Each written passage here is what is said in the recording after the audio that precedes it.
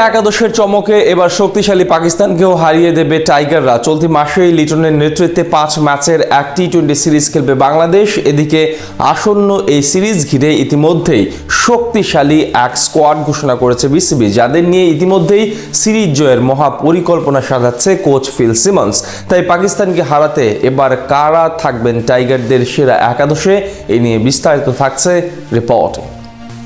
চলতি মাসে সংযুক্ত আরব আমিরাতের বিপক্ষে 2 ম্যাচের এক টি-20 সিরিজ খেলবে বাংলাদেশ। তবে আসন্ন 26 বিশ্বকাপকে সামনে রেখে আরব আমিরাত ছাড়া পাকিস্তানের বিপক্ষেও 5 ম্যাচের আরো এক টি-20 সিরিজ খেলতে যাচ্ছে টাইগাররা পাকিস্তানের ফয়সালাবাদ স্টেডিয়ামে, যার পর্দা উঠবে এ মাসের 25 তারিখ। আসন্ন এই সিরিজে বাংলাদেশের একমাত্র লক্ষ্য যে কোনো মূল্যে পাকিস্তানের মাটিতে টি-20-র বিজয় পতাকা উড়ানো।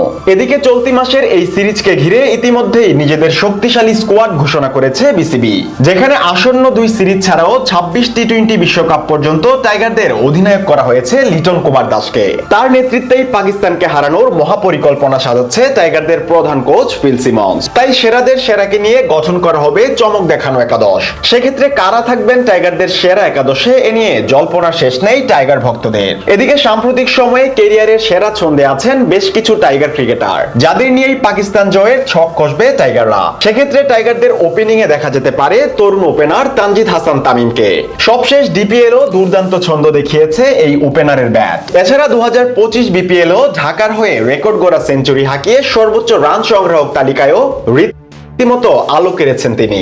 তার সাথে ওপেনিং এর আরেক প্রান্তে সিমন্সের ভরসা হতে পারেন অধিনায়ক লিটনই। গেল বছরটা ব্যাট হাতে তেমন সুবিধা না করতে পারলেও ঢাকার হয়ে তরুণ তানজিদ তামিমের সাথে বিপিএল ইতিহাসের ওপেনিং জুটিতে তৈরি করেছে নতুন এক ইতিহাস। তাই পাকিস্তানকে হারাতে টাইগারদের এই ওপেনিং জুটির উপরই ভরসা রাখতে চাইবেন ক্যারিবীয় কোচ। এদিকে ওয়ান ডাউনে সিমন্সের পরিকল্পনায় থাকবেন সৌম্য সরকার। গ্লোবাল সুপার লিগের শিরোপা জেতার পর ক্যারিবীয় সফরেও বাংলাদেশের হয়ে দুর্দান্ত ছন্দ দেখান তিনি।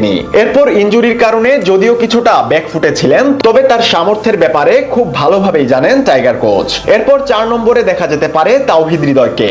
সবশেষ ডিপিএল এ ব্যাট হাতে তিনি ছিলেন এক কথায় অসাধারণ। 5 নম্বরে কোচের বিশ্বস্ত পাত্র হতে পারেন শেখ মাহেদী। ব্যাটিং এর পাশাপাশি তার দুর্বোধ্য স্পিনে বোকা বানাতে সামর্থ্য রাখেন পাক ব্যাটারদেরও। অন্যদিকে 6 নম্বর পজিশনে জাকিরকেই রাখবেন সিমন্স, এটুকু নিশ্চিতই বলা চলে।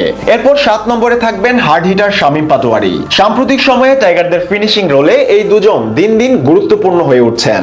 অন্যদিকে শেখ মাহেদীর সাথে স্পিনের নেতৃত্ব দিতে কোচের পছন্দ তালিকায় থাকবেন রিশাদ হোসেন। এছাড়া টাইগারদের পেস ইউনিটের নেতৃত্ব উঠতে পারে নাহিদের কাঁধেই। এছাড়া সেরা একাদশে থাকবেন কাটার মাস্টার মুস্তাফিজও, যার সামর্থ্য কারোরই অজানা নয়। আর 3 নম্বর পেসার হিসেবে একাদশে দেখা যাবে টাইগার পেসার তানজিম হাসান সাকিবকে।